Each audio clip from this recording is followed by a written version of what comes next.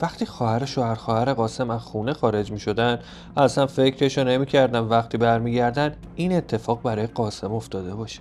خیلی اتفاق پیچیده ای، چون اصلا مشخص نبود چه اتفاقی برای قاسم توی چند ساعت افتاده و کی این کارو باش کرد.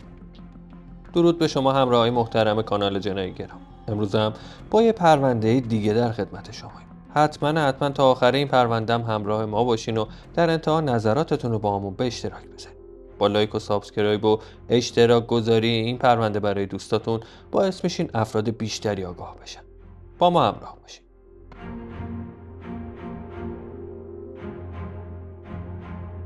15 فروردین ماه سال 97 بود که سکوت شبونه یکی از محله‌های اسلام شهر با صدای داد و فریاد یه زن شکسته شد. همسایه‌ها یکی یکی با چشمایی که از تعجب و وحشت گرد شده بود از خونه‌هاشون می‌زدن بیرون و به اطرافشون نگاه می‌کردن که ببینن این سر و صدا از کجاست و چه اتفاقی افتاده. خیلی زود متوجه شدن این صداها از طبقه سوم یکی از آپارتمان‌ها بلند شده. پس برای اینکه به اهالی خونه کمک کنن و بفهمن چه اتفاقی افتاده، یکی دو تا از همسایه‌ها با تردید در خونه رو زدن. در همین حین یه مرد در رو باز کرد و در حالی که سراسیمه و وحشت زده شده بود بهشون گفت برادر خانومش به قتل رسیده. همسایه‌ها با شنیدن این جمله سر جاشون خشکشون زد. در همین حین سر صدای زن خونه قطع شد و شماره پلیس رو گرفت و در حالی که هنوز توی شوک بود و کلماتو به خوبی ادا نمی‌کرد، به مأموری که پشت خط بود خیلی دست و پا شکسته توضیح داد که خودش و همسرش بیرون بودن. وقتی برگشتن با پیکر برادرش توی خونه مواجه شدن. در آخر این زن به اسم افسانه آدرس رو در اختیار پلیس قرار داد و ازشون تقاضای کمک کرد. مأموری هم که پشت خط بود بهش گفت که صحنه رو دست نخورده باقی بذارن تا خودشونو برسونن. در ادامه همسر افسانه در اتاقو بست و به هیچ کس اجازه وارد شدن نمیداد تا پلیس راه برسه. وقتی این خبر به پلیس گزارش داده شد، آدرس در اختیار کاراگاه‌ها و تیم جنایی قرار داده شد.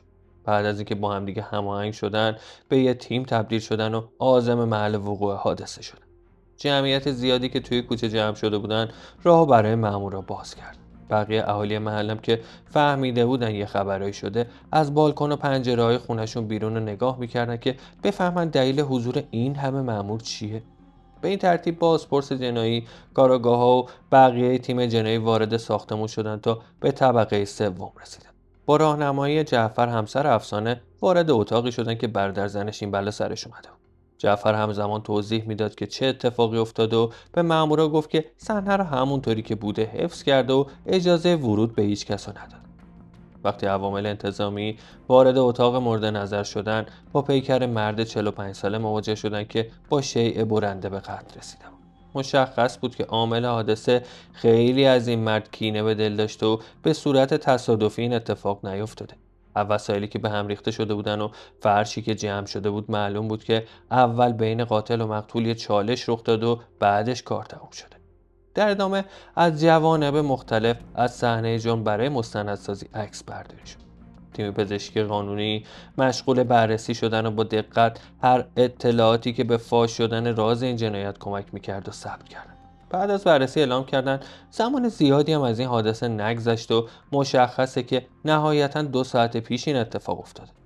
در ادامه لازم بود از اهالی خونم در این باره پرسجو بشه. اولین نفری که در این رابطه توضیح داد افسانه خواهر قاسم بود که خیلی بیتابی میکرد و پریشان بود. این زن در حالی که از اعماق وجود گریه میکرد در توضیح این اتفاق گفت برادرم اطراف اسلام شهر نگهبان و چند سالیه که از همسرش و بچه‌هاش جدا شده. بیشتر اوقات میومد اینجا و خونه ما میمون. ما همیشه هواشو داشتیم و سعی میکردیم کاری کنیم که یکم از فکر و خیال بیرون بیاد و به مشکلاتش کمتر فکر کنه. امروز من همراه همسرم رفته بودم عید دیدنی خونه اقواممون که قرچکه. برادرم قاسم تنها خونه ما بود. هرچی بهش گفتم با ما بیاد قبول نکرد. میگفت خسته است و میخواد بخوابه. بعد از چند ساعت وقتی برگشتیم همه جا سوت و کور بود و هیچ سر و صدایی هم نمیومد. اما چراغ اتاق روشن بود. اولش فکر کردیم برادرم خوابه. چند بار صداش زد اما جواب نداد تا اینکه وارد اتاق شدیم که بهش سر بزنیم. اما با این صحنه عجیب مواجه شدیم. با دیدن این صحنه هول کرده بودم و کل بدنم سست شده بود. خیلی وحشتناک بود و تا آخر عمرم این صحنه تلخ از جلوی چشمام پاک نمیشه. بعدش که یکم به خودم اومدم به پلیس زنگ زدم و گزارش این حادثه وحشتناک رو دادم و ازشون خواستم سریعتر خودشونو برسونن اینجا و به این موضوع رسیدگی کنن. نمیدونم کی این بلا رو سرش آورده. در ادامه از جعفرم تحقیق شد. این مردم حرفای همسرش رو تکرار کرد و گفت توی مهمونی بودن که این اتفاق برای برادر خانومش رخ داد و از این جنایت بیخبر بودن. یکی از فرضیه‌هایی که برای این جنایت مطرح شده بود قتل با انگیزه سرقت بود، اما هیچی از خونه کم نشده بود. از طرف دیگه در ورودی خونه هم سالم بود. همه این نشونه‌ها مسیر پرونده رو به سمت جنایت توسط یه آشنا می‌کشوند. معلوم بود شخص این جنایت انجام داده که با قاسم آشنا بود و باهاش مشکل داشته. پس کاراگاه‌ها در مورد روابط قاسم هم تحقیق کردن و در تلاش بودن بفهمن کی با این مرد اختلاف و خصومت داشته که این نقشه رو براش کشیده. از طرف دیگه معلوم بود قاتل خبر داشته که هیچ کس جز قاسم خونه نیست و به راحتی نقشه‌ای که داشته رو عملی کرده. اما کی میتونست از این موضوع با خبر بوده باشه؟ قبل از اینکه جواب این سوالا به دست بیاد لازم بود که پیکر سریعتر به پزشکی قانونی منتقل بشه. در همین حین بود که برادرزاده مقتول به اسم بهزاد با چشمای متعجب وارد خونه شد و بعد از اینکه پدر مادرش رو بغل کرد شروع کرد به گریه زاری. وانمود میکرد که از قتل داییش ناراحته و حالش بد شده. وقتی مرد جوان یکم آروم شد کارآگاه ازش تحقیق کردن و در این باره گفت چون زندگی داییم از هم پاشیده شده بود و مجردی زندگی میکرد بیشتر وقتا میومد اینجا و خونه ما میمون. 15 سال بود که وضعیت داییم همین بود. من و همسرم و 3 تا بچه‌هام توی همین ساختمون و با پدر مادرم زندگی میکنیم، اما خونه ما طبقه پایینه. امشب هم رفته بودیم خونه پدرزنم. زن و بچه‌هام هم همونجا موندن و قرار بود امشب کلا نیام خونه. وقتی پدرم بهم زنگ زد و گفت که چه اتفاقی افتاده شوکه شدم و خودم رو خیلی سریع رسوندم اینجا، اما به زن و بچه‌هام اجازه ندادم بیام چون نمیخواستم شاهد این صحنه ها باشم. نمیدونم کی این کارو با دایم کرده. معلوم نیست کی ازش کینه و دل داشته که انقدر حواسش به همه چی بوده و وقتی هیچ کس جز دایم خونه نبوده نقششو عملی کرده. بازپرس و تیم جنایی که متوجه شده بودن یه جنایت خانوادگی رخ داده رفتار کل اعضای خانواده قاسم رو به دقت زیر نظر داشتن و سعی میکردن بفهمن کدومشون این اتفاق رو رقم زده. هرچند که خواهرزاده مقتول ابراز بی اطلاعی میکرد و مدعی بود زمان وقوع حادثه توی خونه نبوده و نمیدونه دایش چطوری این بلا سرش اومده، اما رفتاراش مشکوک بود و به نظر میومد داره یه چیزایی رو مخفی میکنه. پس قرار شد که به صورت ویژه در موردش تحقیق کنن تا شاید به سر نخی به درد بخور برسن. لکه هایی که اونجا پخش شده بود نمونه گرفته شد و به آزمایشگاه فرستاده شد. در ادامه مامورا رفتن سراغ همسایه‌ها تا در مورد رابطه قاسم و اعضای خانواده خواهرش تحقیق کنن، ولی هیچ کس به مورد مشکوکی بر نخورده بود و همه میگفتن که تا حالا شاهد دعوا و درگیری قاسم با اعضای این خانواده نبودن. از طرف دیگه از همسایه‌ها در مورد شنیدن صدای دعوا و درگیری سوال پرسیدن. همه گفتن هیچ صدایی به گوششون نرسیده. تحقیقات میدانی تمام شد و مامورا از اونجا رفتن. این اتفاق برای همه شوکه کننده و عجیب بود. هر کی میشنید قاسم توی خونه خواهر خودش این اتفاق واسش افتاده متعجب میشد. همه کنجکاو بودن بفهمن قاتل کی بوده و چطور وارد خونه شده که این جنایت رو مرتکب بشه. پس شایعات خیلی سریع رنگ گرفت و هر کسی یه جوری قضاوت. بازپرس این پرونده بارها و بارها اطلاعاتی که به دست اومده بود و بررسی کرد و به همه چی به دقت توجه میکرد تا شاید به یه مورد مهم بر بخور و راز این جنایت فاش بشه، اما هیچ فایده ای نداشت و به سر نخی نرسیدن. در ادامه تحقیقات مامورا در مورد سابکار قاسم و روابطی که این مقتول با این مرد داشت تحقیق کردن و فهمیدن یه سری اختلاف و مشکلات با هم داشتن. به همین دلیل کارفرمای قاسم رو به عنوان مظنون دستگیر کردن، اما این مرد که ترسیده بود همش میگفت هیچ کاری نکرده. موقعی هم که این اتفاق برای قاسم افتاده خارج از شهر بوده. وقتی در مورد این ادعاش تحقیقات لازم رو انجام دادن فهمیدن که ادعاهای این مرد درست بوده و هیچ نقشی توی قتل نگهبانش قاسم نداشته، واسه همین آزادش کرد. در حالی که تحقیقات کارآگاه برای به دست آوردن سرنخی از این جنایت در حال انجام بود، نتایج آزمایش لکه‌های پیدا شده حاضر شد که همین موضوع راز این جنایت رو فاش کرد. چون علاوه بر اینکه از اون لکه‌ها آزمایش گرفته شد، از همه اعضای خانواده قاسم هم آزمایش گرفته شد. در نهایت معلوم شد نمونه پیدا شده توی اتاقی که قاسم به قتل رسیده بود مربوط به خواهرزادش بهزاد بوده. به این ترتیب این مرد به عنوان مظنون به قتل شناسایی شد و دستور داده شد که هرچه سریعتر دستگیرش کنن تا ازش بازجویی بشه.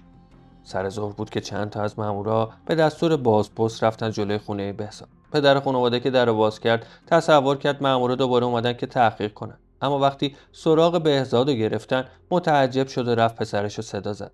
تا بهزاد اومد جلوی در بازداشت شد.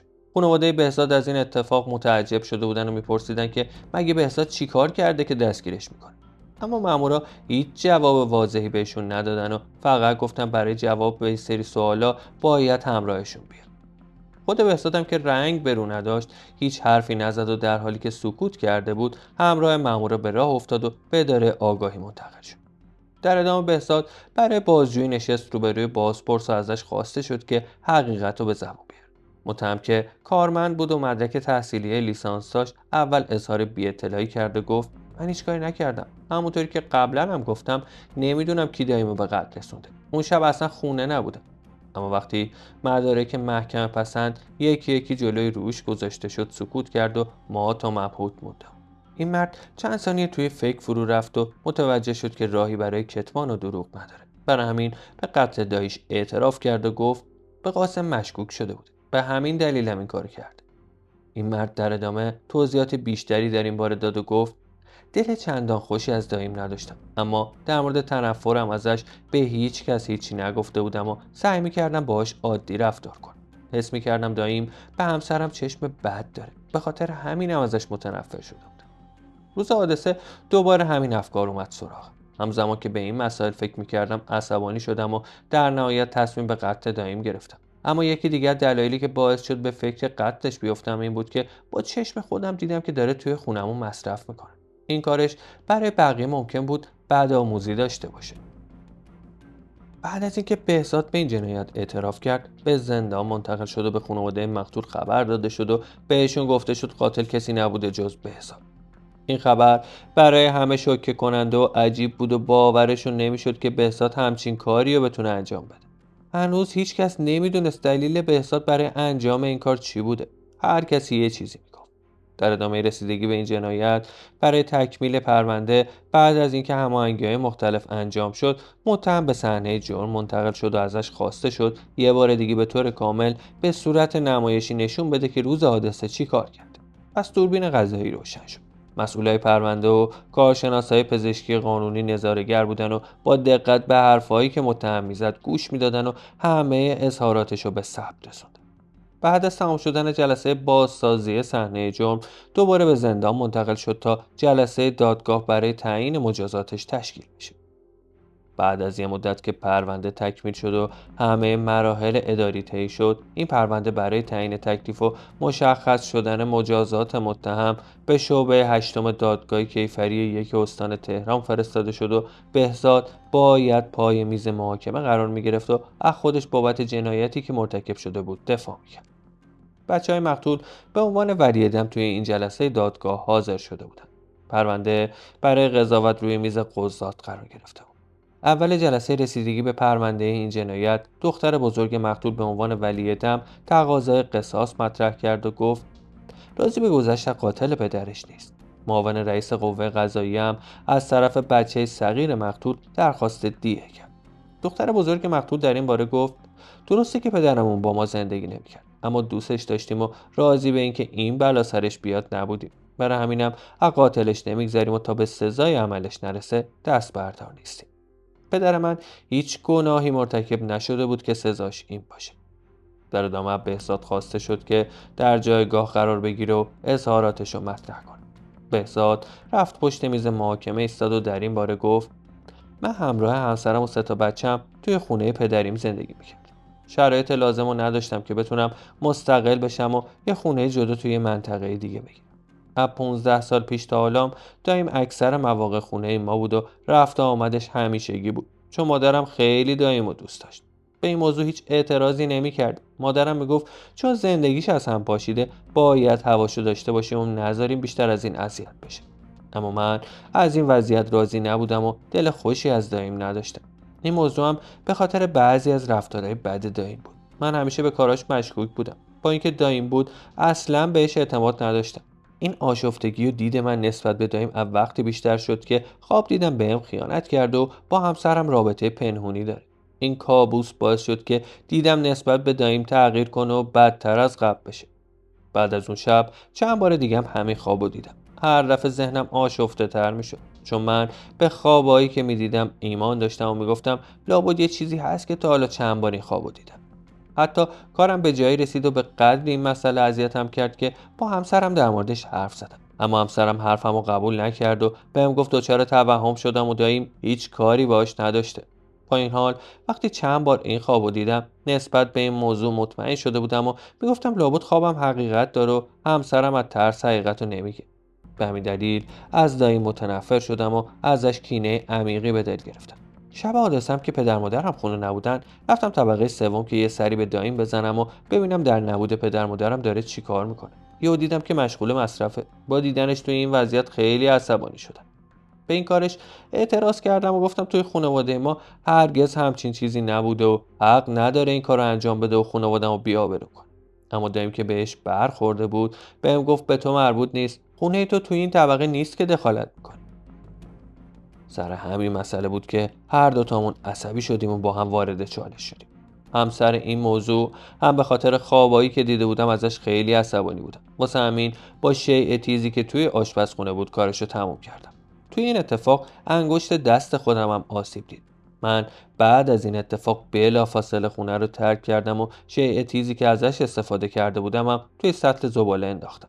بعدش رفتم خونه پدرزنم تا همه فکر کنن موقع جنایت خونه نبودم و از قتل دایم بیخبرم. بهزاد در ادامه حرفاش گفت چون دایم و حین مصرف دیده بودم مطمئن بودم که رفتارهای نامتعارف دیگه هم داره. احساس میکردم امنیت خونه ما در خطره، چون میدونستم کسایی که مصرف میکنن هر کاری ازشون برمیاد. پس گفتم تا یه اتفاق بد نیفتاده بهتره ازش خلاص بشیم. الان از کاری که کردم پشیمون نیستم و میدونم که حق دایم بود که این بلا سرش بیاد. بعد از اینکه متهم همه حرفاشو زد، وکیل مدافعش ازش دفاع کرد و رو به قضات دادگاه گفت که موکلش به خاطر مشکلات احتمالی روحی نیاز به معاینه پزشکی قانونی داره. در ادامه وکیل بهزاد دفاعیات حقوقی خودش رو ارائه داد، اما با توجه به نظریه پزشکی قانونی که توی پروندهش موجود بود سالم تشخیص داده شده بود و مسئول اعمال خودش محسوب شده بود. به این ترتیب در ادامه قضات برای تصمیم گیری در مورد سرنوشت این مرد جوان وارد شور شدن و همه محتویات و اطلاعات پرونده رو زیر ذره‌بین قرار دادن و دوباره بررسی کرد. در نهایت با توجه به مدارکی که توی پرونده وجود داشت و با توجه به درخواست دختر بزرگ قاسم، بهزاد به قصاص محکوم شد. متهم و وکیلش به این حکم اعتراض کردند. وکیل بهزاد مدعی بود که موکلش از سلامت روحی برخوردار نیست. در ادامه متهم به زندان منتقل شد تا وضعیت حکمی که براش صادر شده بود بررسی بشه. پس بعد از اینکه مراحل اداری تموم شد، این پرونده برای بررسی رأی صادر شده به شعبه 28 دیوان عالی کشور. وقتی قضات دوباره این پرونده رو بررسی کردن و همه مدارک و اطلاعات رو چک کردن، مهر تایید به حکم صادر شده زدن. به این ترتیب اسم بهزاد توی لیست افرادی قرار گرفت که حکمشون قرار بود اجرا بشه. هرچند که این مرد جوان توی جلسه دادگاه هیچ اظهار پشیمونی نکرده بود، اما حالا که فهمیده بود قراره به خاطر کاری که کرده مجازات بشه بابت این گناه پشیمون شده بود. هر روزی که میگذشت یه قدم به اجرای حکم نزدیکتر میشد و چاره جز پذیرش سرنوشتش نداشت. با این وجود خانواده‌اش هم بیکار نبودن و در تلاش برای رضایت گرفتن از دختر بزرگ قاسم بودن تا بهزاد و نجات بدن. در نهایت با تلاش‌های زیادی که انجام شد، اولیای دم قبول کردند در ازای دریافت دیه از بهزاد اعلام گذشت کنند. به این ترتیب مبلغ دیه توسط خانواده بهزاد فراهم شد و به اولیای دم پرداخت شد. بهزاد از لحاظ جنبه عمومی جرم یه بار دیگه پیش روی قضات قرار گرفت و این بار به 8 سال زندان محکوم شد. به این ترتیب بهزاد راهی زندان شد تا مدت حبسش رو بگذرونه. در حال حاضر هم این مرد توی زندان و داره دوران محکومیتش رو میگذره. ممنون که تا آخر این پروندم همراهمون بود. اگر برای اولین باره که ویدیوهای ما رو میبینین حتما ما رو دنبال کنید، چون ما هر روز پرونده‌های جدید ایرانی رو باتون به اشتراک میذاریم. تا بررسی پرونده جدید با ما همراه باشین و مواظب خودتون باشین.